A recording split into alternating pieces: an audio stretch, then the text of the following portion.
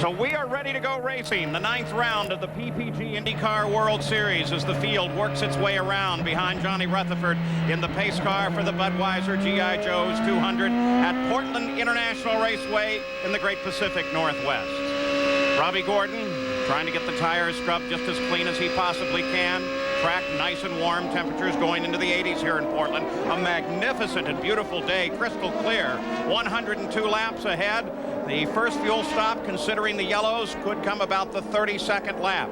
Some other information to consider as we head toward the start of this race. In that ongoing battle that is the Nations Cup, a battle in between the teams. It is still the United States looking so very strong in that particular fight. And there's an ongoing battle between these car manufacturers also, because here this weekend the Lola car that Michael Andretti is in, or Bobby Rahal or Paul Tracy, is not as good as the Rayner. They are struggling here this weekend. All right, and in today's field, as you ride on board with Paul Tracy, there's the breakdown of chassis, engines, and tires. So now let's go to the pits. Gary Gerould. Paul, two of the drivers in the Lola chassis who've had a frustrating weekend, the Newman Haas drivers, Paul Tracy and Michael Andretti. Tracy starting 7th, Michael 10th. And for Paul Tracy, further frustrations diagnosed this morning by Dr. Steve Olvey on site with tonsillitis. He has headache, he has fever, he has inflamed tonsils. He's not feeling anywhere near 100% as he seeks his 3rd victory of the season. He is starting in the 4th row. And here is the map of the track. 102 laps, 1.950 miles per lap.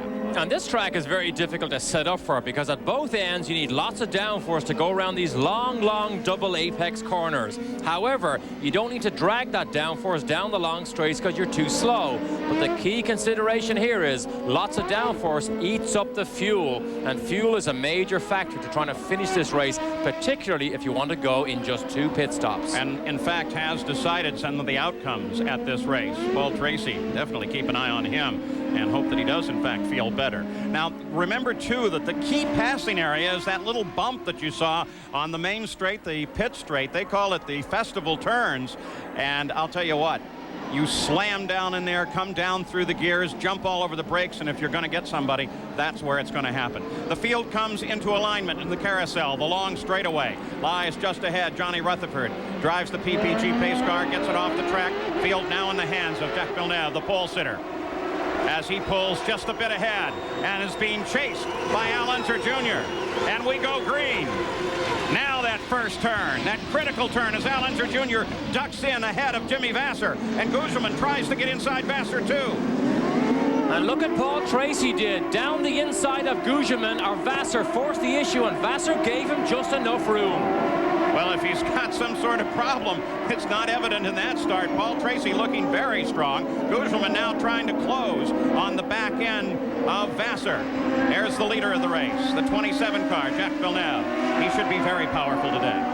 Fast in every session here. One of the few drivers, or one of the many drivers now running extremely low downforce, which means he is very fast down these long straights, and Al Unser Jr. knows that. Unser Jr. got a great start, though, jumping up from the 2nd row and dropping into 2nd place. Look at that smoke, though, but that's not a concern coming off of Junior's car. That is the wood burning.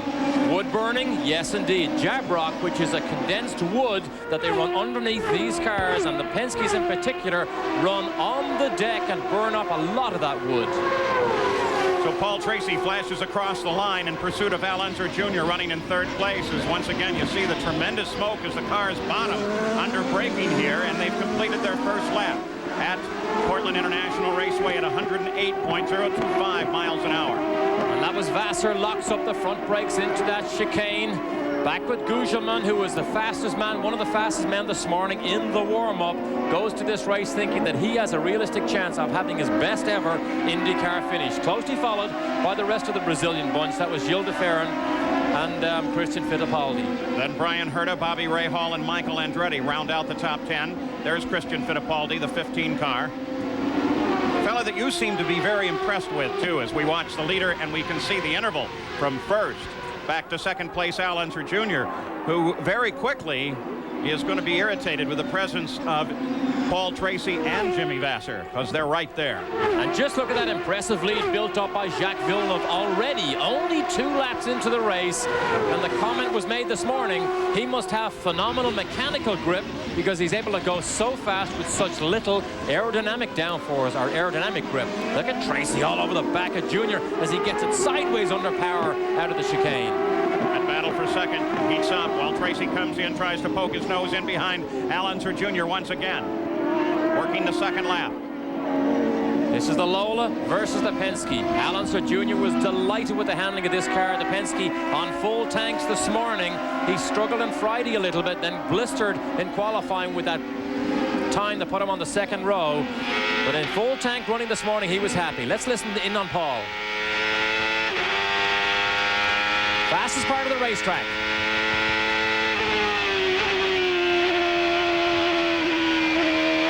Down to second gear.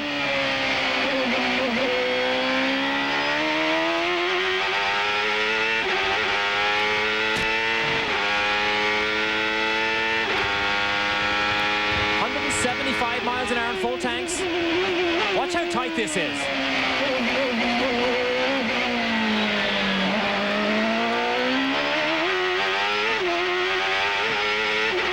Now here's the long double apex corners. Watch how long this corner is.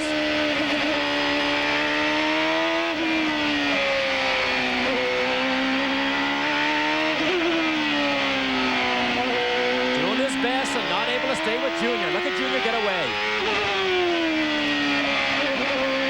Very important corner onto the long, fastest part of the track. Long back straight, 186 miles an hour in qualifying. That battle's closer than it might appear. Tracy's, in fact, only 0.8 of a second back behind Al Unser Jr. As we watch Mauricio Gugelmin, Christian Fittipaldi, and Gilles de Ferran as they all battle. And the battle begins at 5th and extends really back through about 13th. They're all lined up. All in the Reynard chassis. This is a huge battle between manufacturers here. The first 3 positions in the race at the moment, Reynard, Penske, and Lola. So it is close. Brian Herta has joined the back end of this group as well, trying to close in. Michael Andretti sits back just a bit. There's Bobby Rahal, as now he's closed in and joined that fight. Rahal, another driver who struggled mightily this weekend, again in the Lola. Here's a look at the start from Paul Tracy's car. Give you an idea how crowded it can get down here. He got a great jump. He goes inside, he goes outside. Look at this, brave move inside Vasser. Oh, Vasser sees him and just gives him enough room. Jimmy Vasser saved an accident there. A little further back, this is how the start looked from Bobby Rahal's car.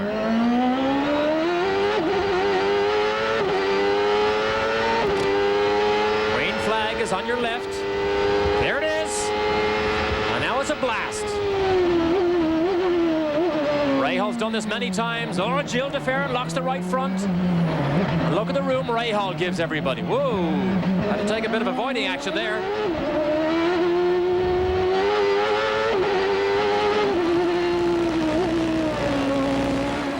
Tell you something, those lenses tend to push objects away a little bit, so that was a lot closer than you might imagine between Rahal and de Ferran. So Jacques Villeneuve is the leader, and nothing's changed in the top of the order, and 5 laps are complete in the Budweiser G.I. Joe's 200. Budweiser G.I. Joe's 200. Here is the interval in between positions 1 through 6, and you'll notice Al Unser Jr. is sitting there at minus 1.8 seconds. He's closing that down very quickly. Look at him now as he comes around on this lap.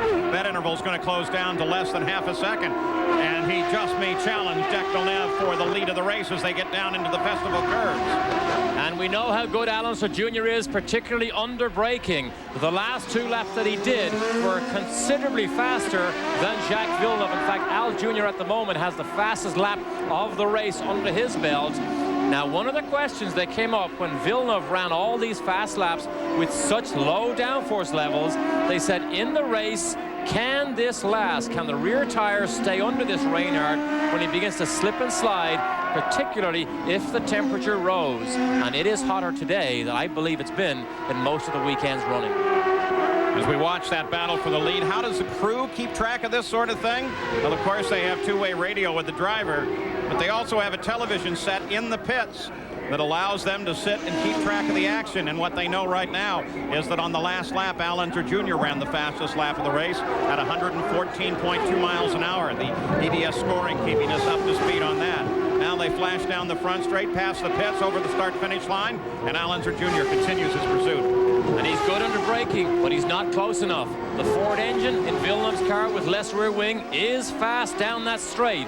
So I don't know whether Al Unser Jr. has the horsepower advantage in that Mercedes-Benz engine to catch Villeneuve. But all through the twisty section here, Al Jr. looks much, much faster than Villeneuve. Unser Jr. scored his first IndyCar victory here. He's also the defending champion of this race, holds the race record, held the track record until Jack headed out yesterday in the final round of qualifying, and just in the final minutes grabbed it away. Oh, he's under pressure here. Barry Green will tell you that Jacques Villeneuve is very, very good under pressure. Likes to absorb the pressure and not make a mistake. Look how quick Junior is through that S's. Jan Beekes, you can update us on Al Unser Jr. I sure can, and in particular about the Penske chassis. Keep in mind that when Derek's talking about the low downforce of the Reynard, the one thing about the Penske chassis we know, it is extremely consistent. That's why he's able to close in on Jacques Villeneuve. The Penske chassis throughout the duration of the race and the history of the Penske racing machines have always been very consistent. We also have a report that that car is showing a lot of bottoming. They have jab rock or wood underneath that car, and when it is on full tanks, expect to see just a little bit of smoke, but not a problem for Al Unser Jr. Now nothing else has changed in the order as we continue to watch this battle for the lead. Jacques Villeneuve in front, Al Unser Jr. in pursuit. You can see under braking for the Festival chicane on the last lap, Al Jr. closed right up. I think he's beginning to pick his position. I think he's beginning to test where Villeneuve is quick and where he isn't. What's Junior here? Very quick to the right-hander. Right up behind him here. Penske team watches on television. And here's the important run. Can he get close enough under his rear wing to make a run down the inside? I don't think he's close enough this time. Roger reaches up, talks to him by touching the transmit switch, which is actually on his headphones. Turns to keep track of him around the course by watching the same television picture you are. Gary Gerald, we talked about the Mercedes-Benz engine and Al Unser Jr.'s car. What about the Ford? Just an interesting footnote on the Ford power plant. The two Newman Haas drivers, Tracy and Michael Andretti, are using what they call the Series 2 Ford engine. It's been redefined early in the season, as we talked about on several occasions, from the top of the block. It's better aspiration. It creates more horsepower. Unlike the Newman Haas team, Chip Ganassi's team used that engine for qualifying only for Brian Herta and for Jimmy Vasser. They've gone back to the Series 1, a little more conservative approach. They're concerned about how that car can last and the Renard chassis. And so they've taken a little different approach to this race today, Paul. It's interesting, too, that that was a possibility at the Indianapolis 500, but it was enough of a change internally in the engine that it no longer fit the rules. Here comes Little Al, but Jack comes right across the front and blocks him. Oh, but Little Al at least knows where he can do it. Oh, look at this. Look at this. Never been closer. Never been closer. Al Jr. knows if he's going to chop the nose off Jacques Villeneuve, he better get all the way alongside him because Villeneuve will turn to take that apex. Villeneuve does not have that Series 2 engine. He has the stock Ford Cosworth engine in that Players Reynard. You know what I found remarkable there is that Little Al didn't lose that much momentum despite that maneuver. Al Jr. knows he has the measure of Villeneuve right now. He knows he's faster. He's got to just pick his time. Look at this. He's closer than ever here. Coming up on Eric Bachelard. Almost an impossible move here. Oh, Villeneuve blocked him too. Into the carousel now. Eric Bachelard still ahead of him. Here's the key run. The slingshot off the hairpin. They should be able to handle up Bachelard on the straightaway itself, but Little Al just might get trapped. Look at him drop back, looking for a little running room. Now what does Unser Jr. do? Stays right there. They don't want to deal with the slower car in front of him. But boy, he could strike at any second, couldn't he? Long double apex right-hander. Short uphill, all in the same gear. This is third gear. If Unser Jr. has an advantage here, it certainly would be experience on this track and on calculating traffic. Won his very first race here back in 1984, the opening of IndyCars here at Portland. And the Rose Festival has welcomed IndyCars every year here with a great event this city puts on.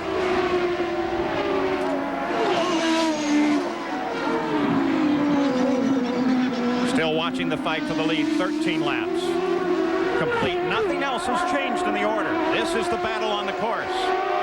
And you'll notice that Al Jr. takes a wider exit line all the time off that hairpin. Seems to come off a little bit faster. Oh, he's on the limit too. See that little twitch under braking as he turned in. Lap speeds are falling off about 4 miles an hour. They've been turning the last couple laps at 110. So 4 miles an hour down from the fastest laps turned in the early going.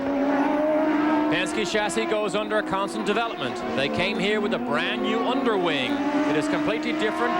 Crew still watches their man in action, but this new underwing on the Penske generates more downforce than they've ever had on this car, and this may be the product of that type of wind tunnel development that goes on back in Poole in England under the direction of Mick Guzzi. A group that keeps pretty good track of us on the global broadcast as well. Probably proper to say hi to everybody at Poole. Watch Al Jr.'s line. See where it's wider? It's about half a car length wider, exiting a big swoop onto that front stripe, but he's not close enough to build up now. As the leaders flash by, the board goes out for Paul Tracy. You can get an idea of the interval back to third place. Tracy now, Jimmy Vasser, then some distance back and forth. Mauricio Guzman still in fifth, so no change there. Same with the bottom half of the top 10. Sixth is Christian Fittipaldi, then DeFerrin, Brian Herta, Bobby Rahal, and Michael Andretti rounds out the top 10. So no change in the order. And if you move on down, 11th is Fabian. Robbie Gordon is worth mentioning because he has made a big jump from his lowly grid position, currently running in 12th. Started back in 18th, was very disappointed. In fact, before we came on the air and I talked to him on television this morning, he was kind of hesitant. Boy, don't mention too much my starting position because it doesn't look good and I'm going to have to work hard. Well, he's gone to work.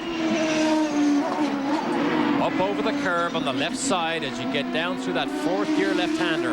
Again, Junior's line is different. It is hard to close up behind the Ford engine in Villeneuve's car. Oh, this looks good here. This could be the move as Al Unser Jr. ducks to the inside, can't get it done. Oh. And it's such a risky move, Paul. If you cannot get all the way alongside the car, he will chop across, and then you're in line for a big crash. That's Hero that lies just ahead of them now. Let's hope that he's very aware of the leaders closing on his position. Needs to move aside. Hopefully he'll see the leaders move aside. Caught the wrath of Emerson Fittipaldi yesterday during qualifying. Emerson said he ruined both of his laps on a new set of tires, waved his fist. So hopefully he'll move over. So could this be the lap? Matsushita sitting just ahead as Al Unser Jr. closes in but gets trapped. Hero traps him, and that's going to give Villeneuve a good opportunity to pull away. And with a very tentative move, Unser Jr. moves alongside. We'll be back. Back here at Portland, nothing has changed. It is still Jacques Villeneuve being pursued by Al Unser Jr. In third place is Paul Tracy. He's running pretty much alone right now. Jimmy Vasser sits back a bit of a distance from him, about 2 seconds back, in fact. And then Mauricio Guzman of Brazil, and the other young Brazilian who is so solid this year in the rookie fight, Christian Fittipaldi.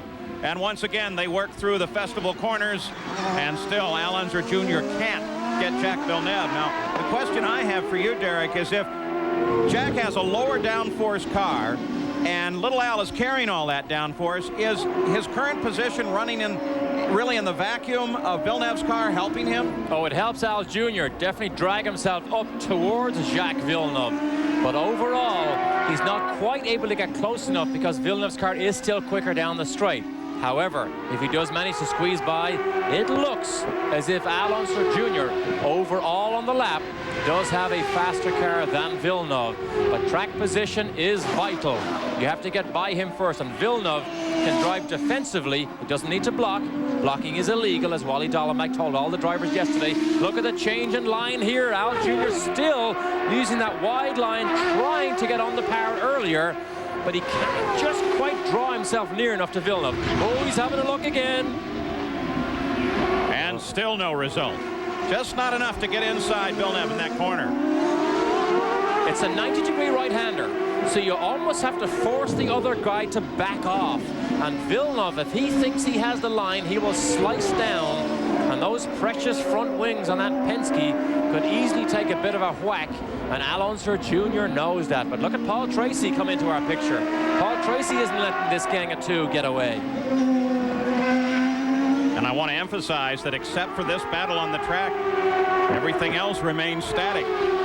Drivers here very concerned about tire wear and fuel economy on this course, especially if you get offline. Remember the lessons at Detroit. These new tires, the softer they get, the more they tend to throw off excess rubber, and that gets just outside the groove, and if you get out on that, it can be deadly. This is where the whole race could change face. Oh, he's close now. Barry Green watches in the Villeneuve pits as Al Unser Jr. tries it again, and still he sweeps across. So Roger Penske remains in second place.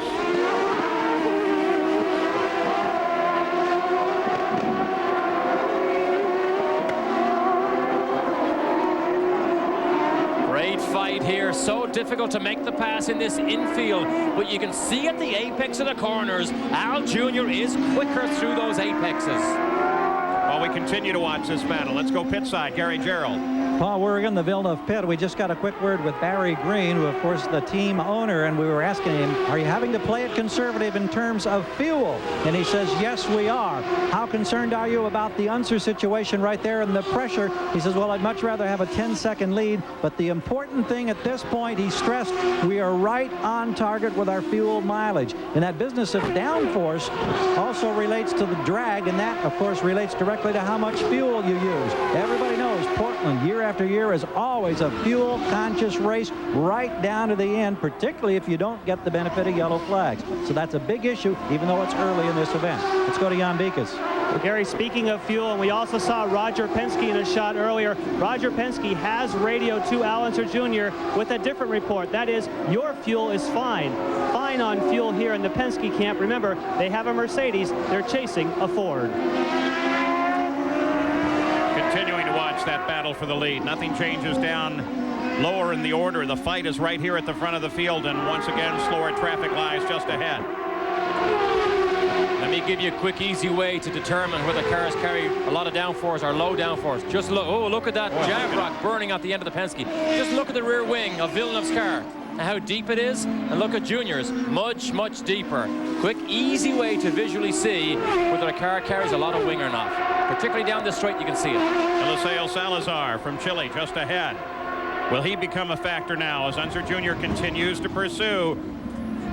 And no, he's not going to try it. In fact, he wanted to make absolutely sure that Salazar saw him. Excellent move by Salazar. Stayed way, way off the racing line. Saw both leading cars come through. Al Jr. sticks a wheel on the dirt, but Villeneuve was particularly slow through those festival curves there. Unser Jr. once again using every inch of this track, and he closes up even more. In fact, at this point, this may be the closest that he's been thus far. He might have a better run going on him when he gets out of the carousel. Paul Tracy is beginning to reel in these boys here. Paul Tracy is closing the gap to Al Jr. and to Villeneuve. But Tracy has been consistently running laps about a mile an hour faster while this battle goes on, and that's allowed him to close. Unser Jr. again takes that slingshot wide move off, keeps his momentum going. Oh, look at this. Villeneuve comes to the inside. Defensive driving. Oh, he forces Al Jr. down the outside. Oh, and he loses brakes, and Jr. moves into the lead. Nice bit of tactics, but boy, it definitely cost Jacques Villeneuve. Experienced move by Jr. Oh, very, very, very good move. He absolutely sold Villeneuve all the way down the line. Villeneuve tried to block him. Al Jr. read it perfectly, moved offline, took the perfect run, and Villeneuve was high and dry. Interesting definition as we take a look at it again. Now Villeneuve is committed to the inside line. Junior says, okay, bye-bye. I'm going to take the normal route. Watch Villeneuve's front wheels. Locks them up, and Al Junior says bye-bye. And what they both know is Jack can make the first move to block, but the minute he makes the second move, he runs the risk of a black flag. You can't go all the way into the corner steering in front of him. We go back to the fight for fifth. Christian Fittipaldi, as he's sitting right on top of Mauricio Gugelmin, and Gilles de Ferran's just behind them. So this is a three-way fight for fifth. All in Reynard chassis, 2 Ford engines and 1 Mercedes. Gilles de Ferran hanging on there, had a terrible warm-up session this morning, all sorts of handling problems, and Jim Hall's men went to work and have given him a very good racing car. Boy, he's had an active weekend though. He's been off the racetrack at least 3 times that we saw, trying to qualify well. So Unser Jr. has picked up the lead as we watch the battle 5th, 6th, and 7th. This is the 4th race this year that Unser Jr. has led. He's led the most laps in both of 2 of those races. We'll be back with more from Portland. From 3rd, Jimmy Vasser is 4th. We're focusing now on this battle for 5th place. Mauricio Gugelmin, Christian Fittipaldi. And Fittipaldi has been all over Gugelmin the last couple of laps. Though right now, it's de Ferran that is all over Christian Fittipaldi. Jan Beekes, you've been watching this fight. I sure have, and we checked in with the Pac West crew in regards to Mauricio Gugelmin. He has radioed back to the crew that he's starting to pick up a push. The front of the car right now is not working the way Mauricio would have hoped. Boy, exactly the last thing you want handling into that key passing area. You don't need a push there. On board, Paul Tracy, 3rd place. See just ahead, not the car immediately ahead. That's Matsushita, but just ahead of that. That's Jack Villeneuve, 2nd place. He's chasing it. Series 2 engine in Paul Tracy's car. A little bit more horsepower than Jacques Villeneuve. That's Marco Greco in Dick Simon's car. He'll do 4 races in that Dick Simon car. Moves aside, Tracy comes down the inside. But if Al Jr. had all that trouble trying to get by Jacques Villeneuve, it will not be any easier for Paul Tracy. Let's look just a lap ago as Christian Fittipaldi put a real charge on Mauricio Gugelmin. And this was so risky because look how close he comes to touching. Gugelmin comes across and Fittipaldi locks up something. We don't know what it was. How did he miss not making contact with Gugelmin? Gary Gerald's Christian's car okay after that? Yeah, they say the car is fine at this point, but their concern is that the leaders are getting away, and while Christian hammers away trying to get around Gugelmin, they're losing a precious amount of time. We've got pit activity, Paul. Yeah, unscheduled. Emerson Fittipaldi, 17th in the pits. John? Emerson Fittipaldi came in early. Looks like they had a little bit of a fuel difficulty, but the main reason that Emerson Fittipaldi was here, the car started to overheat. They thought they had some trash that may have collected in the radiator, but now I see them shaking their heads saying, hey, there wasn't anything in there. Maybe that's not the answer to his overheating problems. Well, that's not good. If the temperatures are going up and there's nothing blocking the coolers, there's another problem there. 80 miles an hour down that pit straight. That's the rule. You get away with 85. If you go 86, you're brought in for an interview. But Emerson has not had a good weekend here. In desperation for the last qualifying session, he changed to Al Unser Jr. setup, and it still didn't make the necessary changes that he wanted. Back on board with Paul Tracy, chasing 2nd place, Jacques Villeneuve.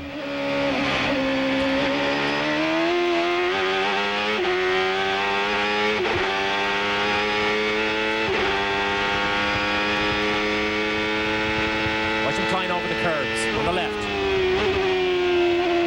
That's the lowest curb on the racetrack, the only one you can do that with.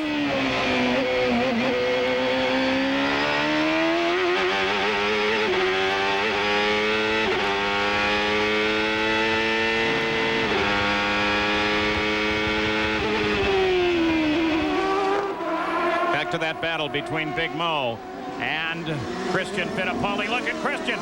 Christian gets alongside him on the exit. What a good move that was, as Christian Fittipaldi moves into 5th. And so with pit stops just any time now, Al Unser Jr. is the leader. He moved around Villeneuve, and Christian Fittipaldi got around Gugelmin. We'll be back. Regular pit stops do just any time now as you ride with Brian Herta. He sits in 7th place. Some change in the order back there. Christian Fittipaldi got around Mauricio Gugelmin, then DeFerrin came around, then Herta came around, and that pushed Gugelmin back into 8th position. But he stayed out. He didn't come into the pits. We expected that he might, and assumed that something was wrong with the car. We launch now the battle for 2nd place as Jacques Villeneuve continues to try to hold off the charging Lola of Paul Tracy. And we expect the leader, Al Unser Jr., into the pits at the conclusion of this lap. And Al Unser Jr. currently has over 8 seconds of a lead on Jacques Villeneuve, so he is comfortably well up the road in that Penske. But this is a great fight here as Gugelmin is the first of the leading group to make a pit stop, lap 32, and Rahal. So Rahal is in, Gugelmin is in. We expect all of the regular stops to come right at this point. Stop, they didn't make many changes on Gugelmin's car. He rolled away, now Bobby Rahal rolls away. And Al Unser Jr. makes the roll in. Jan Bigas? Al brought it to a stop right on the marks, Paul. They're not expecting to make any changes here at the moment. It looks as though they're putting on scrub tires, not sticker tires, onto Al Unser Jr. These are tires he's run before. He's just waiting for fuel. He's out of the way. Just a little over 14 seconds for Al Unser Jr. Al Unser Jr.'s out. Jacques Villeneuve picked up the lead on that stop. And Paul Tracy now moves up to 2nd place. And this is going to be interesting then on the battle of the fuel tanks. That's right, Paul. The key is here. Al Jr. does not have the same fuel economy as these 2 leading cars here. They can go longer. Now, if Jacques Villeneuve or Tracy can go 2 more laps, they can maybe make this race in just 2 stops. I'm not sure Al Jr. can do that if this goes green all the way. Well, we can consider this, too, that Al Unser Jr. came out of the pits 15 seconds behind Paul Tracy and slid into 3rd place. But if lighter cars, maybe a little faster, they can pull away for another couple of 3 laps. They might just put enough interval on Al Unser Jr. to be able to get in and out without him being in that much of a challenging position. But the reality seems to be that they may come screaming out about the time Al Unser Jr. comes past. And look at the traffic jam coming out of that pit lane. Stefan Johansson, Raoul Boesel. But here's the 2 leading cars, 34 laps in the book. They will do 35. Those cars possibly can do just 2 stops. Marco Greco makes his stop. Penske pit reporting that Emerson Fittipaldi is still having an overheating problem. They watch it on the telemetry. Here's the Honda, Andre Ribeiro. Running Firestone tires, the leading Firestone car now is Scott Pruitt, who is 1 lap down. So not a good race this weekend for Firestone. Development needed on that tire. Brian Herta came in as well, pitted just ahead of him. Boy, look at Tracy right on top of Jack now. The tonsillitis medicine must have worked because it doesn't affect him here. Gets trapped a little bit behind Zampedri. Good move by Zampedri, though. Comes offline, lets Tracy through. And Jack's going to turn down for the pits. Tracy's going to follow him. So 1st and 2nd place head into the pits. And as they crossed the line last time, Al Unser Jr. was a mere 18 seconds behind. He's gobbling up the distance right now. But Jack makes his stop. We look for any changes. And we look for a battle of the pit crews here. Who can get their man out? Half a second will make a difference here. Remember, Jack's crew has been great in pit stop contests, but then so has the Newman Haas team. Oh, they had a great one. There goes Villeneuve. Jack. Jack got out just ahead of him, and Paul Tracy's coming out slow. There he goes. He finally gets the clutch dumped. He really doesn't have to worry about the speed limit, considering he's way up there at the end. Jan Bikas? What happened, Paul, is at the very end of that pit stop, it turned out that he did have a problem leaving here. We'll find out. It sounded to me, though the revs came really high, but he still almost stalled it. Well, it cost him dearly. He was close in pursuit, but now he's got some distance to make up. But that was a great pit stop competition right there between the 2 leading cars. And we saw how a second and a bit made such a huge difference because Jacques Villeneuve is a long way down the road. Gary Gerald, update on Jacques Villeneuve. Team Green did another sensational job, as you saw, 13.5 seconds. They didn't change anything that impacts the handling setup on the car. Tony Cicali told me they are right where they want to be with fuel, and if fuel plays into this, as it seemingly always does at Portland, you've got to say right now, early advantage goes to Villeneuve. Keep in mind also, Paul, they won the Miami season opener by virtue of their work in the pits. Well, Al Unser Jr. retook the lead on those stops. Then Jacques Villeneuve slid into second place, about 13 seconds back, followed by Paul Tracy, Jimmy Vasser, and Christian Fittipaldi. So the first stops of the day are complete on the 35th lap. And we've had 2 changes in the lead now, one on the course when Unser Jr. got around Jacques Villeneuve, and then in the pits when once again it was Villeneuve changing positions with Unser Jr. and then Unser Jr. taking it back. So the run continues. 36 laps are complete here. And Bobby Rahal currently runs in 10th place as you ride with him at Portland International. Back at the Budweiser G.I. Joe's 200, part of the famous Portland Rose Festival. A magnificent time here as you ride on board with Danny Sullivan, who runs at the end of the order of those on the leader lap in 16th position. The leader, of course, is Al Unser Jr., followed by Villeneuve, then Tracy, then Vasser, then Christian Fittipaldi is 5th. 6th is Brian Herta, then Michael Andretti, Gilles de Ferran. Mauricio Gugelmin's really fallen down, now runs in 9th place, and Bobby Rahal runs in 10th.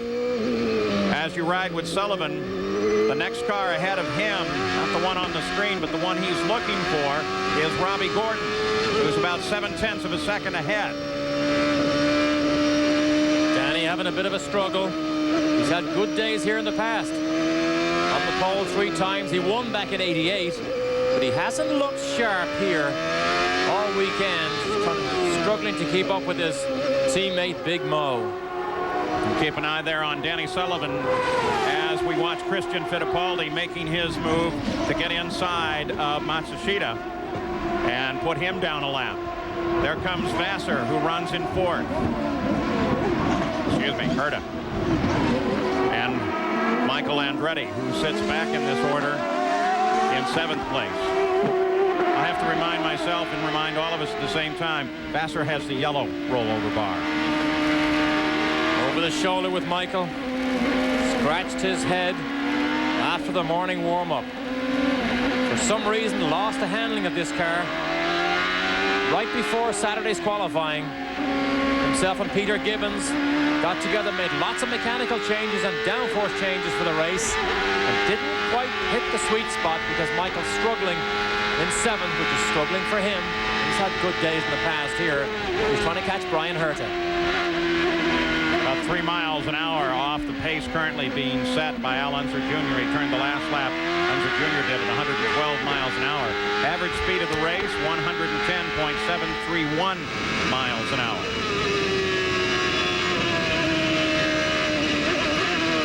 Right now with Robbie Gordon.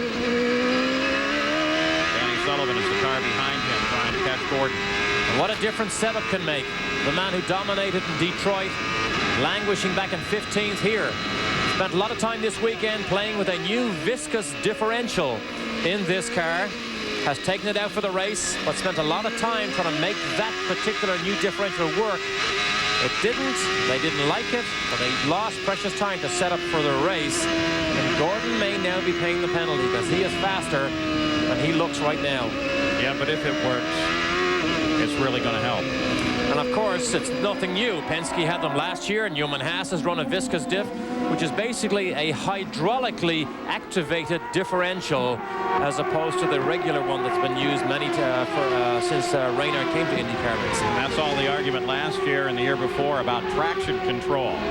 That's where all that argument actually came for. It was getting the power down very well. Well, Emerson Fittipaldi is still struggling, eh, Gary? Yeah, Paul, he made a second stop here on pit road while we were in that last commercial break. They brought him in early before because the temperature was going up. They thought there was a bag in the inlet going to the radiators that was causing the overheating. They couldn't find a problem. The temperature is still going up. They brought Emerson in again, and they're chasing a gremlin right now, but that's impacting his performance, no question. Jan? Yeah, I can give you a quick report on what happened to Robbie Gordon. We saw him a minute ago. Some of these teams are having a problem at the moment during the pit stops with the air jacks sticking in the asphalt. What is happening is it's very hot out here. Yesterday they had a NASCAR race. They spilled a lot of gasoline, and that really held up Robbie Gordon in his first pit stop. So additional problems to deal with as we watch Raul Boesel trying to pick his way up through the field. Moves to the inside of Andre Ribeiro. That's not a pass for position. Right now, Boesel is looking for Stefan Johansson in his 94 Penske, which is the car just ahead of him and running in 12th place. Boesel not having a good weekend either. You look at the list of races he's had this year, it's a phenomenal run of bad luck. Even at Indianapolis, when he believed he could possibly win the race, he broke an oil fitting, and that in fact was the oil that was dropped in turn 2 that cost Scott Pruitt, put him on the wall, and of course changed the face of the race for Firestone. Al Unser Jr. now running into traffic. Fernandez just ahead. They're at 110.7 miles an hour. Average speed is 3 miles an hour ahead of the record. You're looking back from Brian Herta's car, 6th place, as he comes inside Greco and tries to hold off Michael Andretti, who jumps the curve just to stay with him. And you see what Marco Greco did there. I don't think he saw Michael. He turned in and went, whoa, turned back out of the way to give Michael just enough room. Dropping back into that car of Michael Andretti with Herta just ahead. And what about that stop by Michael's teammate, Paul Tracy? Remember coming out of the pits? He hesitated for a bit. Jan Beekes, what was that? Yes, now we have the opportunity to check in with Newman Haas and find out exactly what happened. It was a very smart move, it turns out. Paul Tracy got it into gear a little too early, and then the tires were spinning when it was still up on the jacks. Well, if you let your car off the air jacks with the tires spinning, that would necessitate a stop-and-go penalty by IndyCar regulations. So they decided we will not let him off the jacks until he stopped spinning the wheels. As soon as he did, they let him down, and then, of course, he didn't have the revs and almost killed it, leaving the pits. Very clean race thus far as we watch the battle for third. There's Vassar and Christian Fittipaldi. Scott Pruitt battle for fourth here. And Scott Pruitt right ahead of him in the Firestone car. The worst result they will have this season. They were a surprise on how good they were all this season. But this has been their worst weekend of racing so far. And look at Christian Fittipaldi. Might take advantage of a slow-moving Scott Pruitt. Eric Bachelard gets around Pruitt there, hops over the curb. And Pruitt tries to come back under Bachelard. Bachelard then holds up the charge behind him. Vassar watching ahead of him and also watching Fittipaldi behind him. And Fittipaldi drops to the inside, comes around him. And so they're now clear once again. Now can he get Vassar? Fittipaldi held up for just a second there, but I'll tell you what, he's so aggressive. Came right back on top of it. Heading down to that first corner. And look at him, he locks the brakes. Christian Fittipaldi comes past now. Vassar doesn't want to get caught up in that chicane area because he could get penalized. He wants to stay on the course, but here comes Michael Andretti as well. And a slight mistake like that is so costly because 3 cars drove by him, so all his hard work goes out the window. And yesterday in qualifying, we saw exactly that same move from Jimmy Vassar when he overcooked it, braked too late into that festival turn. And of course, that could be only a matter of a few grams of pressure on the brake pedal that actually gets you there. And in qualifying yesterday, he actually flattened the right front tire, put a flat spot. Here it is here, trying to get by Pruitt. Right up behind him, down the inside, and brakes way too late. Locks up both of them. Now, if he had gone up the escape road, he would have had to have stopped, let all the traffic by, and then go on. If he doesn't make the stop in the escape road, IndyCar would penalize him by deleting a full lap from his race. But he has to check his mirrors as everybody comes past, and he falls well down in the order. So Vassar, who was looking so very good, now sits in 7th place. And we've got a car off in the festival corners. Looks like Eric Bachelard. And he gets it back going without incident. He was in the midst of that traffic jam, so I mean, he may have been moving over just to let some of those faster cars go by. Well, but is there another possibility as we watch Raul Boesel cycle around him? If we have seen in the past lap 2 situations right there on the approach to that corner, is it possibly getting slick? Well, if it is, you better be careful because you don't see the leading group of Al Unser Jr. and Villeneuve getting themselves in trouble there. You got to be careful. And how fast is Al Jr. running? He is 17 seconds clear of Jacques Villeneuve right now. The 2 guys that have had problem there, one of them is this man, Jacques Villeneuve, the other being Jimmy Vassar. When they were braking and got in trouble, they both were offline. Now, one of the concerns is all the rubber balls that are laying just off the line. And the rubber balls you mentioned as we watch the full field rundown here, the rubber balls you mentioned, of course, are a consequence of this tire war that we have going on. Soft compound rubber leaves these tires, it rolls up into a ball, gets deposited offline. You have to be very, very careful not to run over too much of that. And Tracy's not being too careful now because he closes up on the back of Jacques Villeneuve, about to give him another headache. As they come onto the pit straight, Jan Beekes has been watching that situation with Jimmy Vasser. That's right, Paul. We had a chance to check in with Tom Anderson, who, of course, is the team manager who looks after Jimmy Vasser. We asked him, is there a brake bias problem? Is there a problem with the brakes on the Reynard? He said no. Just tried a little too hard, got in there too deep, and locked them up. So, not a mechanical problem, but maybe an enthusiasm problem there for Jimmy Vasser. Let's go to Gary Gerald. Well, one of the things that comes along with brilliant clear skies and all this sunshine in the Pacific Northwest, increased track temperatures. At the start of the race, tire engineers tell us it was 130 degrees on the asphalt. It's now up to 136 and obviously is climbing. This is the highest temperature we've seen on the track thus far this weekend, and that contributes to this business of trying to get grip. Oh, big situation down in the Festival hairpin. Michael gets together. Michael is able to pull it away. Herta or Vasser? Brian Herta, who was running ahead of Michael Andretti. Michael obviously made a passing attempt at Brian Herta. I don't know whether he stalled the engine or not, but the target car sits there. He was the target when Michael came down. And that is going to bring out the double yellow flags at the start-finish line and the PPG pace car, because they're going to go to a full course yellow. Here it is, Derek. Trying to get by Scott Pruitt. Herta down the inside. Oh, Michael rams him from behind. Brian Herta had no hope. Mugged from behind by Michael. Brian Herta was the innocent bystander there. And what was adding to my confusion was the fact that Vasser was right there, teammate to Herta, and was able to dart to the outside and get around both of them. So two of the positions that Vasser lost by his indiscretion earlier, he now makes up with Michael, drop kicking his teammate Brian Herta. Well, we're at the halfway point. The leader at the halfway has gone on to win in 7 out of 11 races here. Back at Portland International, the Budweiser G.I. Joe's 200 under a full course yellow now. Al Unser Jr., of course, the leader of the race. Here's what set up that full course yellow.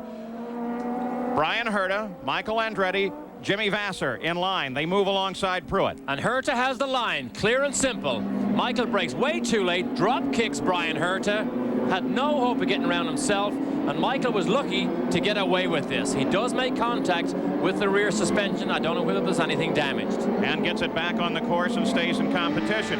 Now here's the onboard view from Michael. Here what was happening, he was fishing for gears, couldn't get the gear he wanted. Whoa, he got the revs he wanted. So Michael was able to get it back on force and continue on. Now the view from Herta.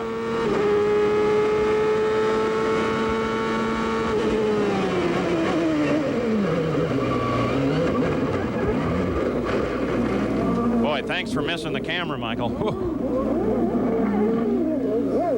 Now, while that was happening, this was going on. Paul Tracy was making his close at the back of Jacques Villeneuve. This is the battle for second place. We're in traffic.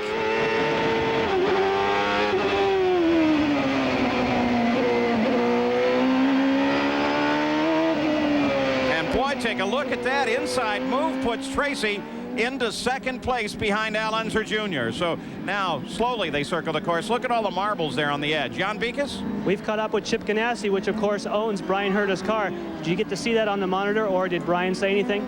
Well, it's pretty obvious. You know, we saw it on the monitor, Jan, as everyone can see out there. You know, it's obvious some drivers just can't stay out of trouble down in that corner. Now, Michael drove for you last year, and he had the same problem in the same corner, but unfortunately in your car that year. Like I said, it's obvious some drivers can't stay out of trouble in that corner. Thanks, Chip.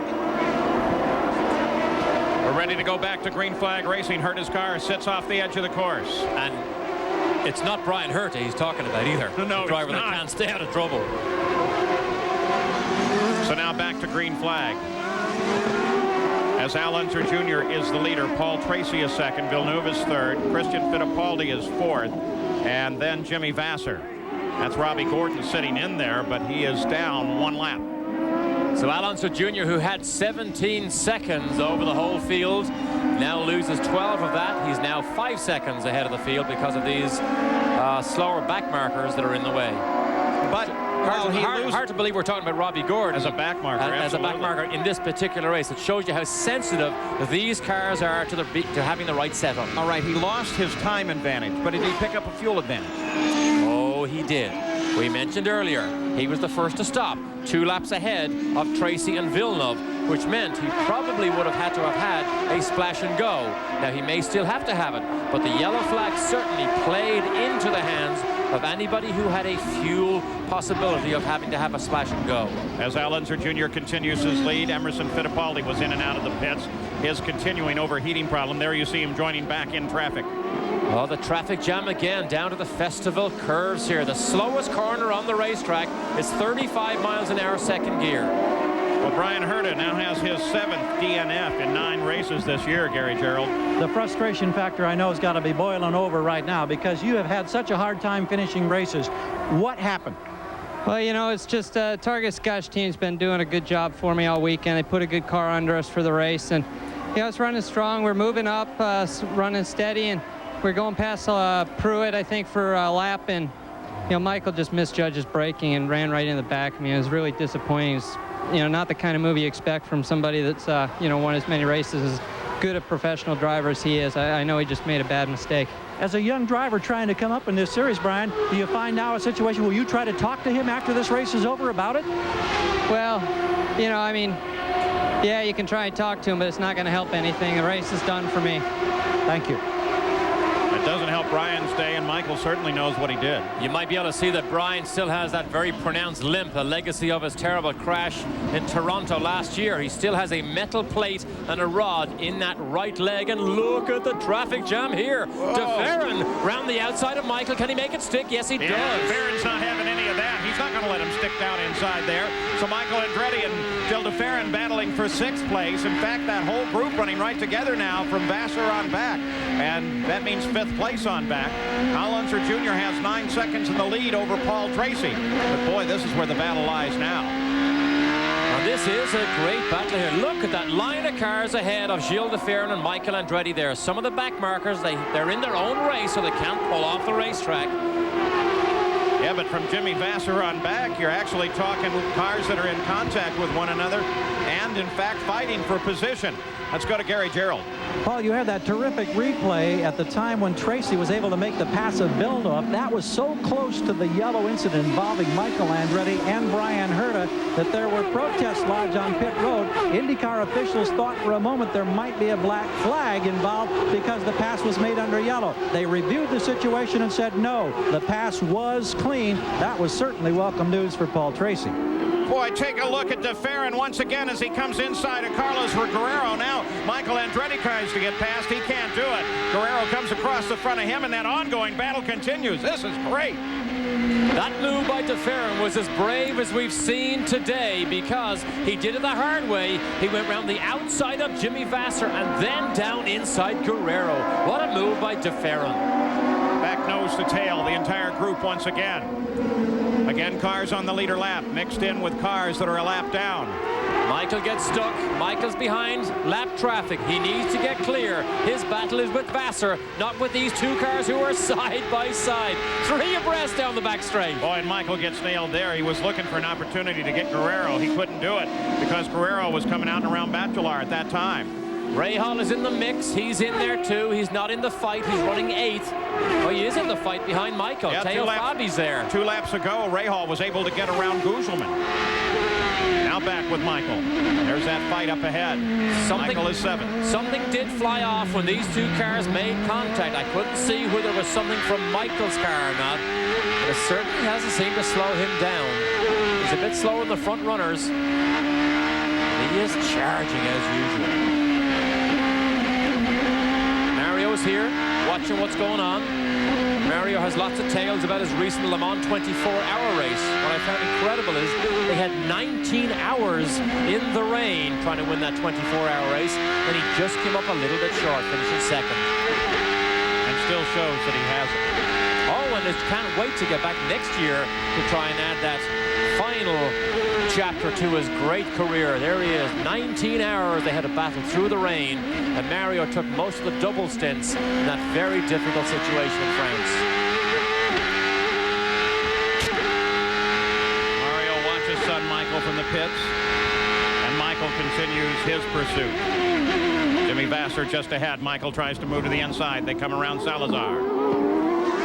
And Salazar again moves way offline to let the two leading cars go by. I can say that he's my former He's your buddy. teammate. Exactly. We raced together in Formula One back in 1980, long time ago. Long time ago. Running order, top 6.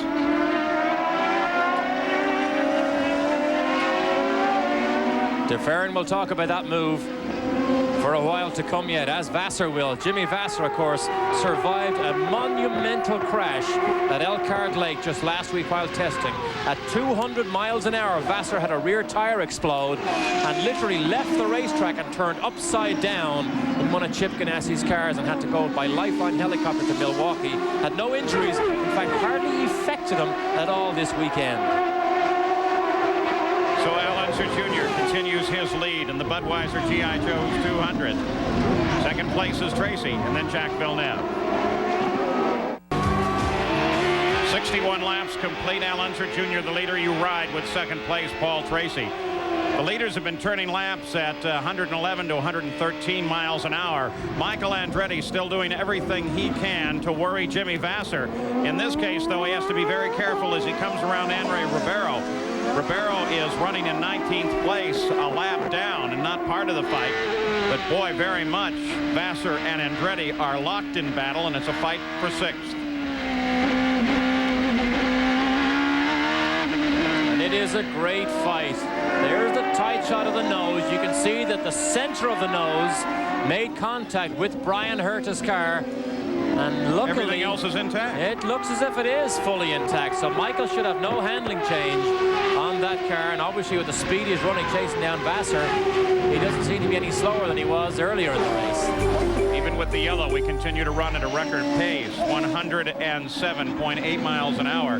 The race record set by Al Unser last year, Al Unser Jr., 107.7. Let's go pit side, Gary Gerald. Well, we told you about the fact that Paul Tracy's got tonsillitis and is really battling the elements here in the cockpit today. He has said virtually nothing on the radio except just a few moments ago he told the crew that he wants something to drink. He never takes fluid during the course of the race under normal circumstances, but that throat's given him a lot of discomfort. So when he makes his second and expected final stop, he'll take on some fluid then. We also have a report, Paul, that Tracy thinks Sullivan may be blocking him on the racetrack.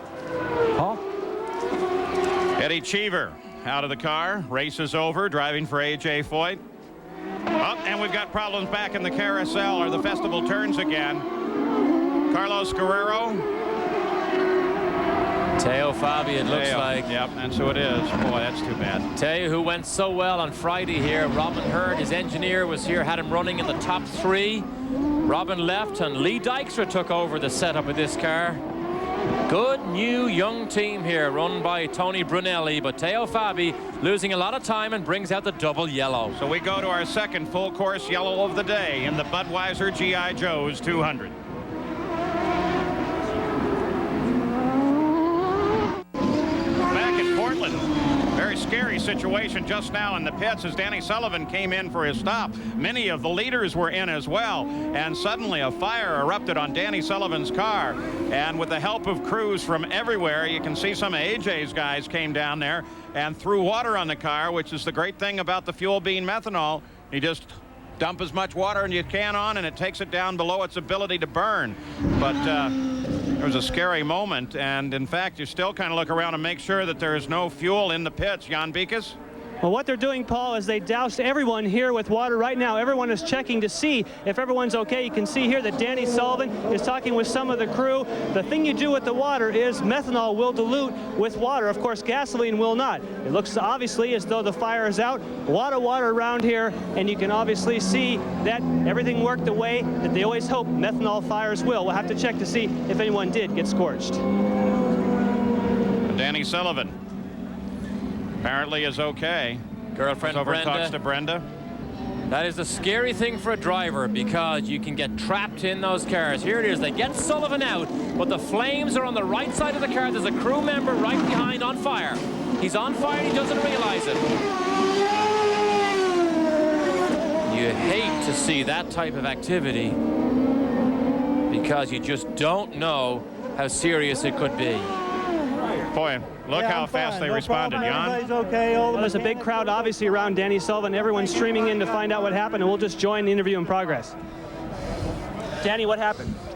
Well, I can't really say 100%, but Zig gave me the word to go and took off, and Jerry wasn't totally disconnected, so it just twisted the nozzle when it comes out and sprayed fuel everywhere. And you know, there's so much hot stuff around there, it just ignited it. So did you get burned at all? No, as far as I know, nobody did. I mean, I think there were some hot people, but I don't know if anybody really got burned. Well, I'm sure that's not how you wanted to end it, but thankfully everybody's okay. Thank you.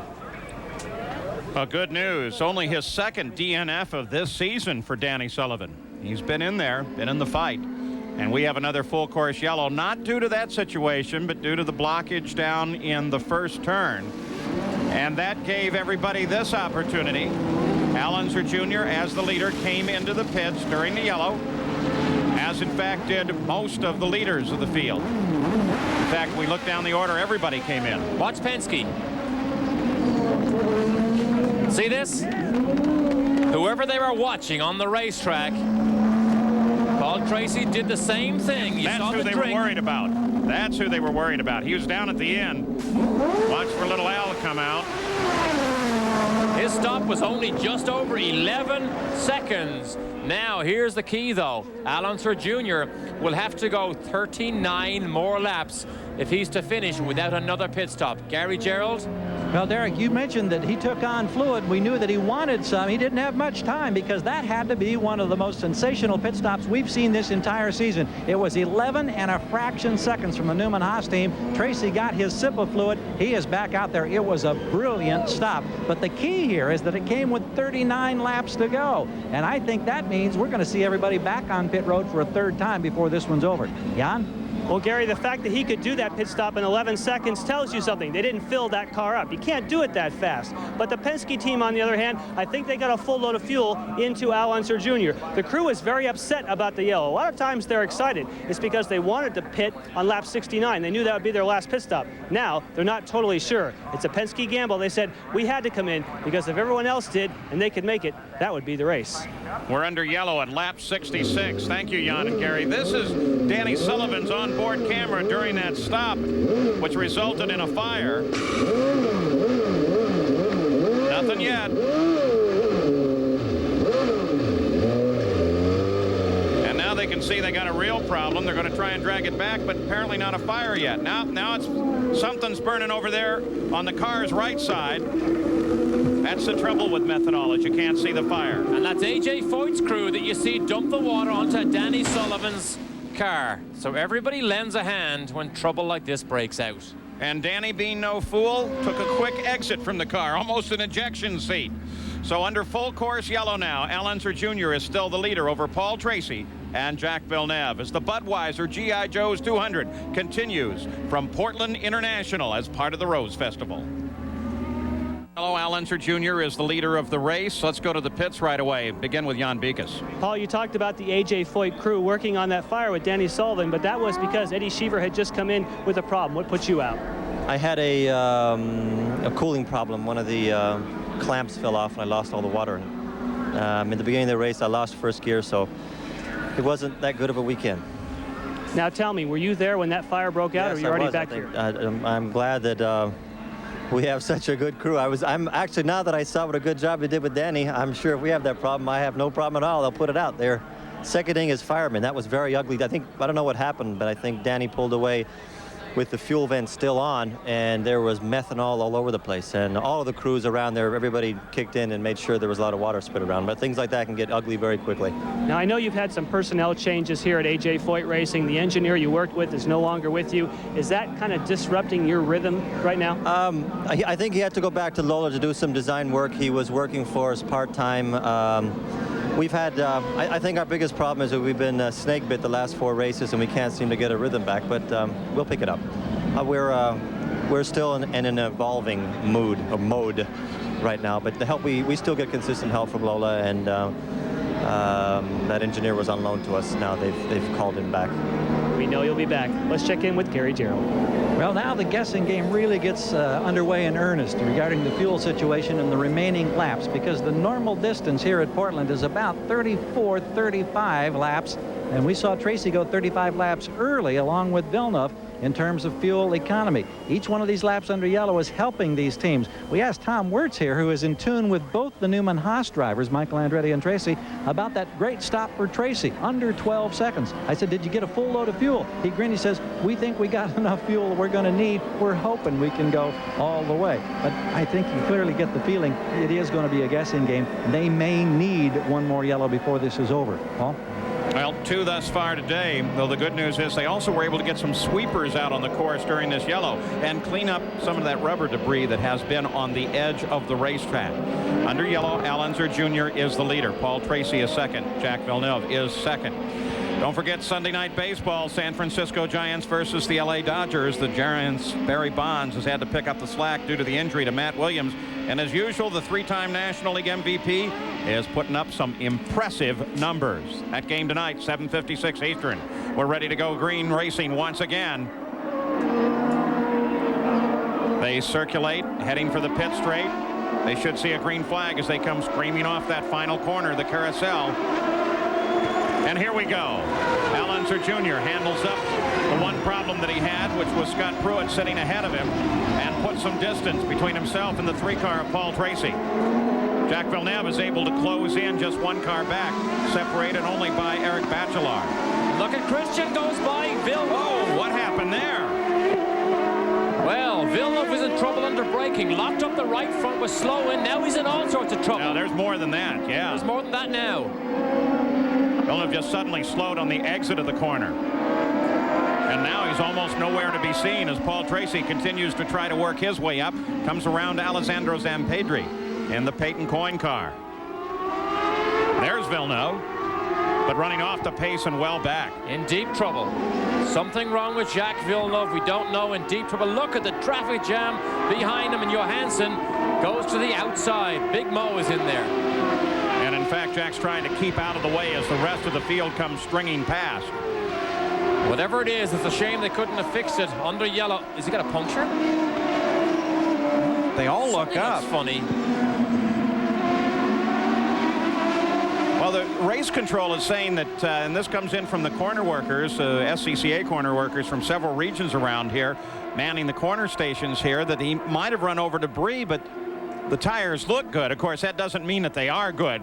Gary Gerould's right there.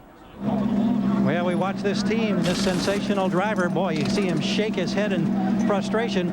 We hear it may be debris that he ran over on the track. I'm not sure that the crew knows. They're all anxiously on this side of the wall watching the crew change tires. Now they're pointing out something back there on the left rear suspension, and there may have been debris from Scott Pruitt's car. Now the engine's off. And one of So the they're going to have to peel the bodywork back here. One of the IndyCar officials, Gary, noticed something on the left rear of the car. Let's see if we can look at the replay and figure out what happened, Derek. And it's a simple start. Al Jr. clears Scott Pruitt. Paul Tracy pulls out of line also.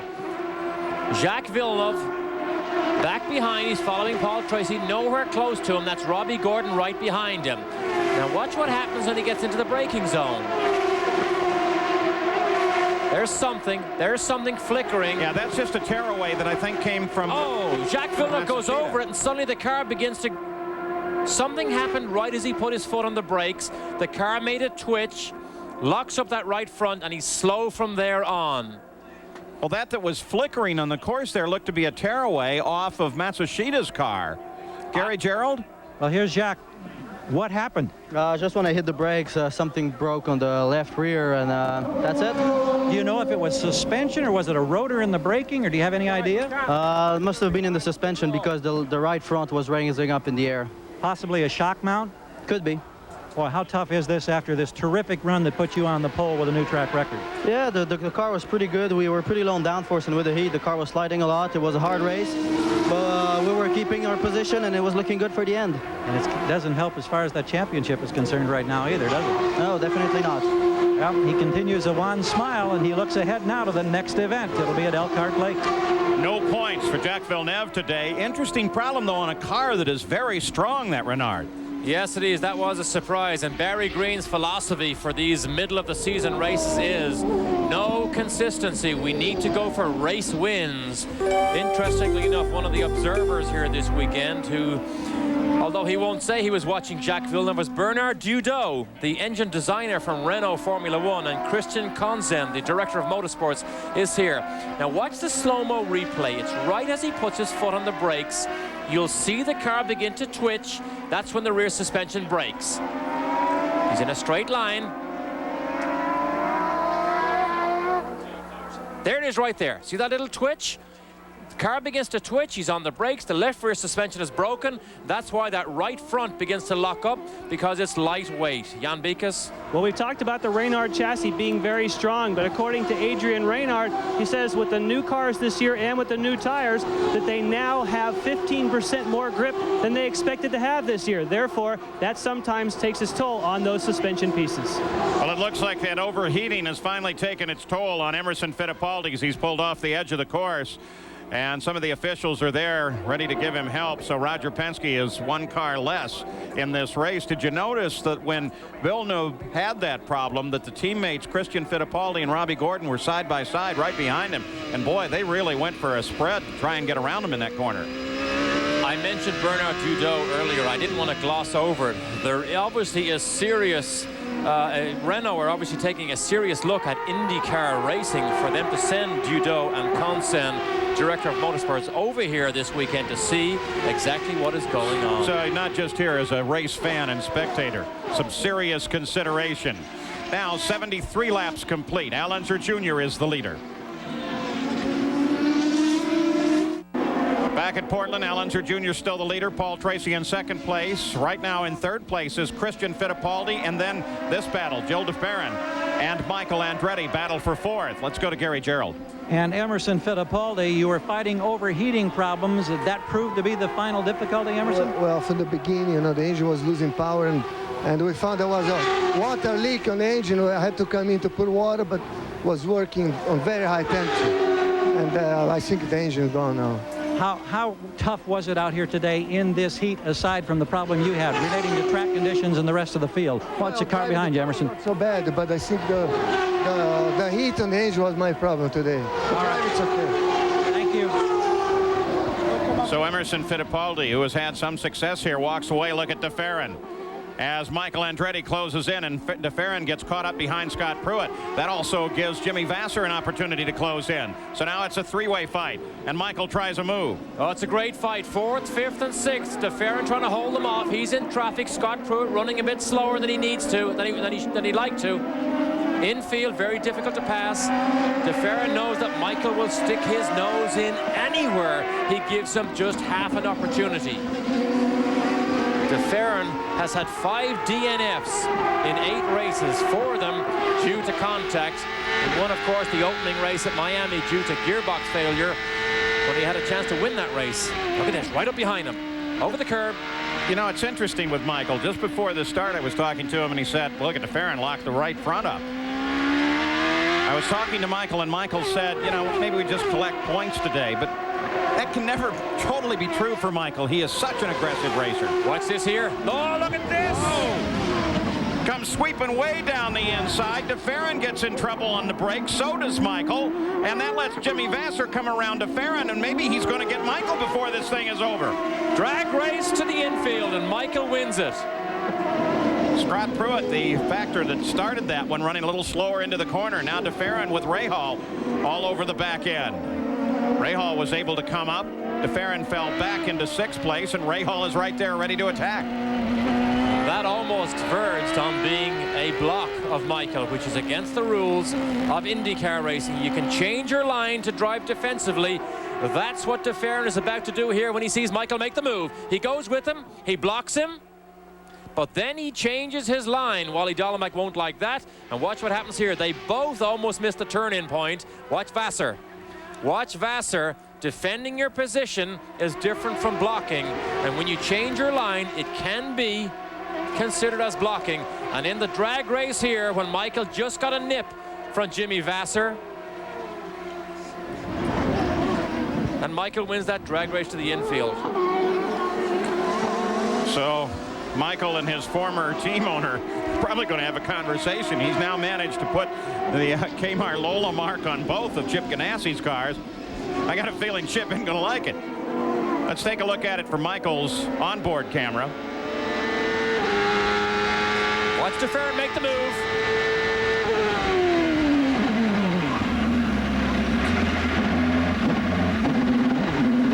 Michael was in neutral.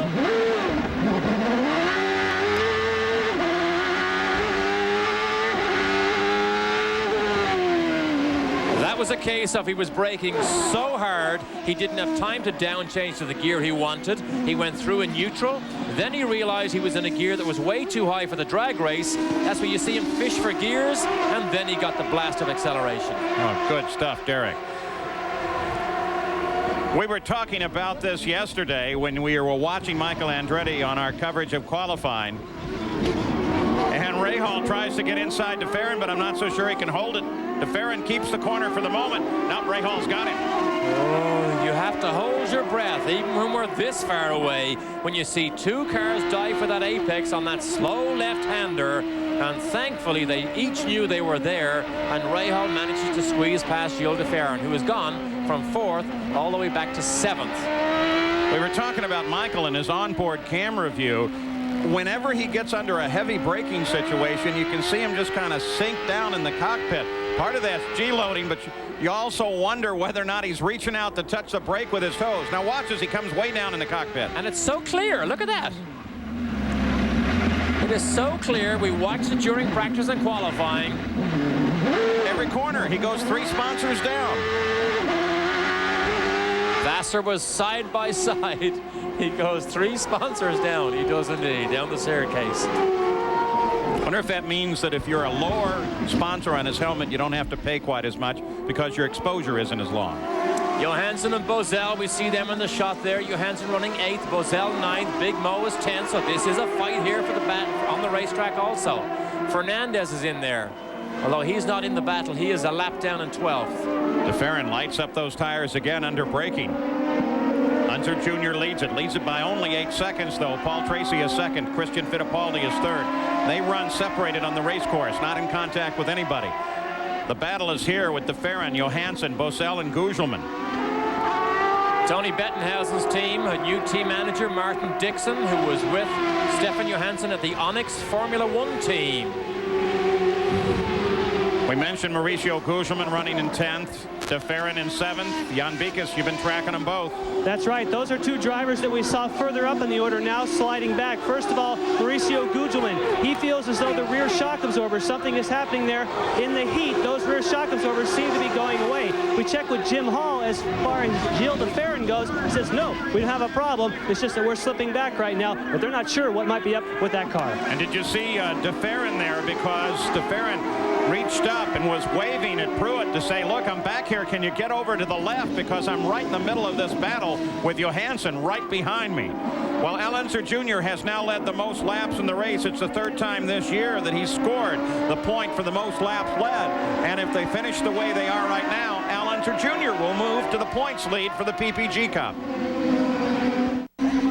Back into part of the Portland Rose Festival, the Budweiser G.I. Joe's 200, as we watch the leader with 8.3 seconds lead over 2nd place Paul Tracy. Al Unser Jr., he's led the most laps. If he stays where he is, he'll pick up the points lead in the fight for the PPG Cup, but it's not much of a lead. In fact, any one of 6 drivers could move past it at any time.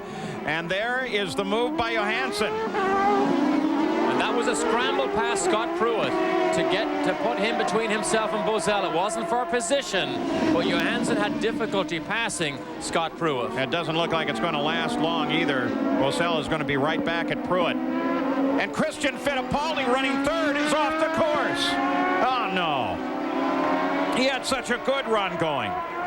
What a great afternoon Christian was having. He's been fast here all weekend, never been to this racetrack before, and it looks simply as if he wants a toe, so Yeah. that may have just been a simple mistake that put him off the road on the first of the infield left-handers. Looking over the car, no evidence of contact. He wants him to get him back going again. Frustrated with the long wait that he has. Michael Andretti moves into third place. Jimmy Vasser will come into fourth. Had a lot of misfiring on Friday on Christian's car, but now he makes things easier for Paul Tracy because there's no pressure from third place now on Paul Tracy. Paul Tracy's sole sight now is in front of him. The leader of the race and his former teammate, Al Unser Jr. Hiro Matsushita just ahead, moves to the inside. Tracy comes past. There's the leader of the race, Al Unser Jr., the #1 car of the defending PPG Cup champion. Now take a look up at the end of the course, looking for second place. There we go. That's the interval that Paul Tracy has to make up. That is over 8 seconds, which, unless he gets a yellow flag, in fact, it's over 10 seconds now as he crosses the start-finish line and goes through the timing beams. This car has benefited from going back to last year's braking system on the front of these cars. They did it for Detroit. It was much better. Remember all the trouble Paul Tracy had in Miami in the opening race when he crashed, I think, about 4 or 5 times and said the brakes wouldn't work properly? Well, in fact, as the races wore on, the twin caliper front braking system that Lee's Lola's had, that they were designed with, would wear out so much that they would lock the rear brakes. That's why Michael crashed in Australia. They're much happier now under braking with the old system fitted back to these Lolas.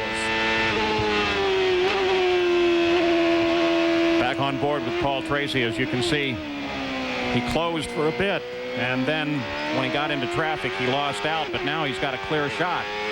On the last lap, Paul Tracy was 4 miles an hour slower on the lap than Unser Jr. Unser Jr. turned it at 112, and Tracy was down at 108, but he picked the speed up to 111.7 on this last lap. So Paul Tracy is back trying to close in again, 10.9 seconds behind. We watch DeFerrin, currently in 8th place. Johansson closing on DeFerrin. Christian Fittipaldi finally got restarted. He's going again, but he's fallen well through the order. He's off the leader lap, running in 13th position right now.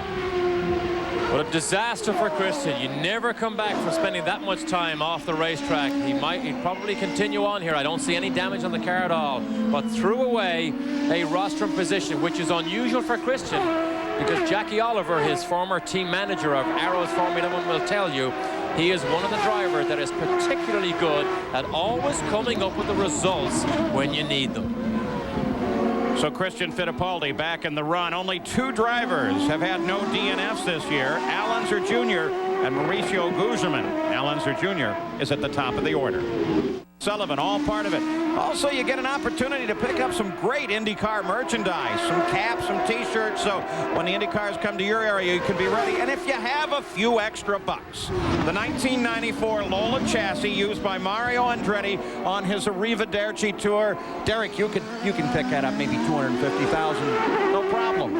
Hey, no problem. Whatever you say. Hey, it's in your pocket. No, I think you could buy it.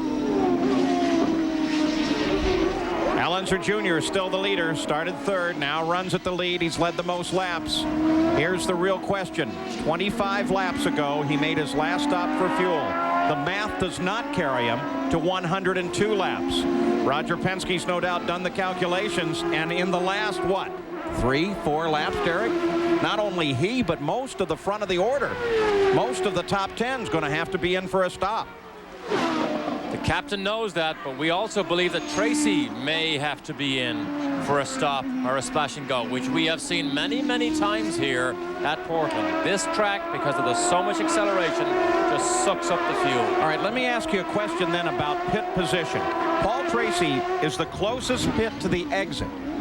Roger Penske is about a quarter of the way down the pits. There's an 85-mile-an-hour absolute speed limit. It's really 80, but they'll give you 5. Who has the advantage, if anybody? If they do a good pit stop and maintain 80 miles an hour all the way in, all the way out, nobody has the advantage. Jan Beekes? Well, when you talk about that pit position, remember that they are each positioned in a way that they can come in as nearly as fast as they want, and then in Michael Andretti's case, he can get out as quickly, and as, of course, his teammate Paul Tracy. Now, the point I was going to make is about Penske Racing. Just check with Richard Buck in the situation with Al Unser Jr. Said, can you make it to the end? Of course, we speculate no way, but he said, well, it's going to be tight. In other words, giving us hope that, well, it is possible that he could do it, but we expect to see him in here with about 2 laps to go. And of course, at this point in a run like this, nobody's giving you the most accurate information. That's staying very tightly guarded within the team. Al Unser Jr., you saw him as he flipped a tearaway off of his helmet coming through the S's the last time, but this is a lap or so before that. Goes over the curb. Oh, look at that piece of debris What that was. flew out from underneath that Penske. Now, that may cause a handling difficulty. So let's watch very carefully and see does Paul Tracy begin to close in on Al Unser Jr. I don't know what that was. I don't know whether it was from Al Unser Jr.'s car. Maybe our pit reporters can look at that, but 9.8 seconds, the separation to Tracy right now. We'll keep tracking it. Al Unser Jr. continued his pace on the last lap, 112.5 miles an hour. What do you think, Derek? Here it is again. he goes over the curb. Now watch from behind the race car. It looks like a piece 12 inches long by about 8 or 9 inches wide. And I don't see him run over that, so that may have come from the Penske. Maybe it's his race plan on a clipboard. The question, Jan, what is it that came off of Little Al's car? Can you help? Well, as close as you were watching that replay, so was Roger Penske and Richard Buck. They watch it very carefully, and they think it might be, when he went across the curb, a piece of that jab rock, that wood that is the skids underneath the car. They think that's what flew out behind Al Unser Jr. Richard Buck, of course, the chief mechanic for Al Unser Jr., his longtime chief mechanic, in fact. Well, that would mean that everything's okay if, in fact, it is jab rock. It's not really critical to the performance of the car, not like one of the aerodynamic surfaces, which was one of the first questions. Grant Newberry there talks to Roger. They discuss it over. Rick Mears standing by as well. And they all, no doubt, Roger looking around said, now I'm on television now, so I can't check and see how my car's doing. He's leading Roger, and he's pulling away from Paul Tracy, now running 10.6 seconds ahead. So whatever it came off doesn't seem like it made a difference. There is a report from one of our corner spotters that it possibly could be a piece of jab rock which goes underneath the car from Marco Greco's car. Al Unser Jr.'s last lap was still above 114 miles an hour, so he's not going slower. So from Greco and not from Unser Jr. Gary Gerould. Well, if they're playing poker down here, oh, everybody's scrambling. We have a yellow. What's happened? Everybody's going yellow. to the wall. Michael Andretti is coming in. Flat tire, we're told. Flat tire for Michael Andretti. We were just going to say if they're playing poker on fuel, they were emphatically insisting no splash and go needed. But a puncture has brought Michael Andretti in. His teammate Tracy continues to run second as we watch the tire change for Andretti. No other changes on the suspension, and he's out of here. Oh, but it was costly. Dropped him down to 8th, last position on the leader lap. He went in 3rd, came out in 8th. But he did get the fuel. And it took him 11 seconds, so that was more than just a splash and go. That was not a time stop. So he took a lot of fuel onto that car. You heard the rev limiter? They rev these now to 13,300 revs during qualifying. Race revs for the engine is about 1,300. That rev limiter is so efficient that it simply does not allow the driver to rev the engine high enough to break it, no matter how much throttle he gives it. Well, all of that action moves de Ferran up to 5th, but Stefan Johansson in a 1-year-old car is still working very hard on Gilles de Ferran. Unser Jr. is still the leader, 11 seconds now ahead of Paul Tracy. Thanks, Jim. Of course, golf coverage coming up next. The Senior PGA Tour, the conclusion of the Nationwide Classic. We'll send it right back as soon as the run is done here, but we've had some changes. Paul Tracy was running in 2nd place and just suddenly slowed on the main straightaway. Now with just 6 laps to go, pulled it off and around into the paddock area. Here it was, slowed coming off that last corner and knew whatever it was real serious. Came all the way around the corner. He's with Gary Gerould. Paul, I know this is tough. Drivetrain related. Well, it's a shame, really. Budweiser car was running really good, and we couldn't match Junior, but we were out there just pacing ourselves, trying to hold down second place, and something went wrong in the drivetrain. Either a clutch or a half shaft gave up, so it's a complete shame, and I feel real bad for the team. How tough for you personally today with the tonsillitis inflamed and the headache and the temperature and all of that? Well, it's been a tough day, and obviously we were driving well and trying to collect some points, and it's just a real shame we had to drop out with a stupid mechanical problem. How damaging is this to your championship hopes? You were in 5th place within striking distance. Well, it's really damaging. We were right there with a good finish here. It would have put us right there, and now we're going to be scratching at the bit for the rest of the year. Thanks, Paul. Thanks. So Paul Tracy with a very disappointing retirement after driving a brilliant race. Now watching Raul Boesel on board with Bobby Rahal. And he's in a fight here with Jimmy Vasser, who is now back up to his 2nd position, which would equal his best ever. Finished 2nd in Detroit, now having to hold off Bobby Rahal.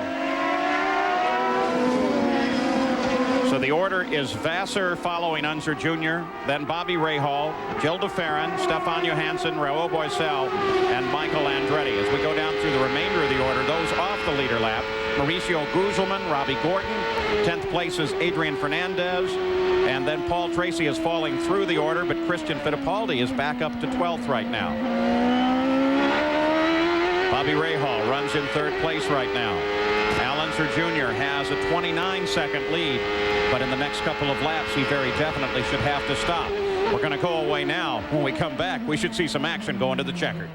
I get here early. 3 laps to go. Gil de Ferran just had a failure on the car, pulled off the line. He was running in 4th place. That gave Johansson the opportunity to stream past as well as everybody else. What was a great battle for de Ferran is now apparently over. But the battle itself not yet complete. Bobby Rahal now runs in 3rd place, and he is trying to chase Jimmy Vasser.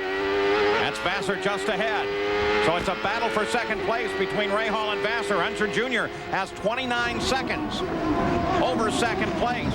The other question, of course, is fuel to the end of the race. Vasser turns very sharply, and Rahal closes. Andre Ribeiro sits ahead of Vasser. Great run here for Vasser and for Rahal. Rahal has slowly climbed his way up. This car did not handle well on Friday. He had changed it almost every single session. This morning, he said he's working on being best in class, best of the Lolas. Well, that is good enough right now to be on the rostrum. With 2 laps to go, fuel looms very big as a question. Will they go driving past? White flag comes out for Al Unser Jr., so Unser Jr. is going to try to make it the whole way. That piece of debris we saw was not from Al Jr.'s car. We do believe it was from Greco's. We mentioned that earlier. We do believe it was not from this Penske. So it's plain sailing now. We know he has enough fuel.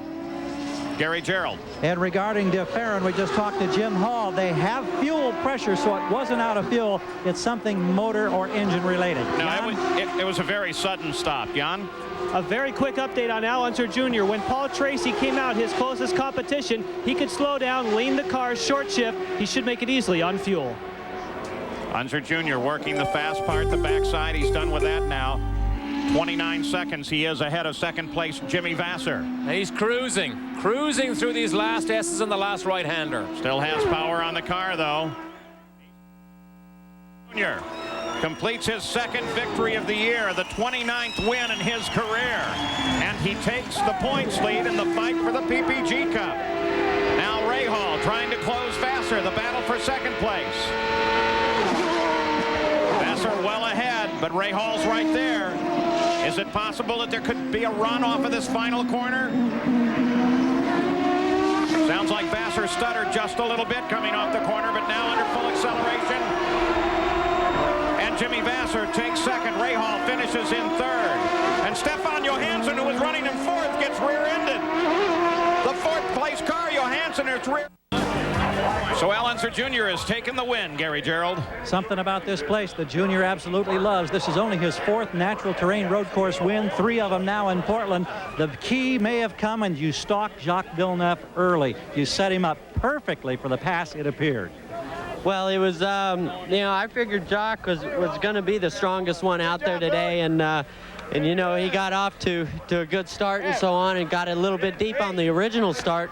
But then, you know, he started to go away, and it was going to be tough. But he ended up backing up to me, you know, and I was able to stay with him. And then it was just, you know, I was really waiting for the pit stop because my guys are the best in the business, and we were waiting for them. But so he's done it again. Team Penske's back, and he's vaulted to the head of the standings, Paul. Well, and the cycle continues. Al Unser Jr.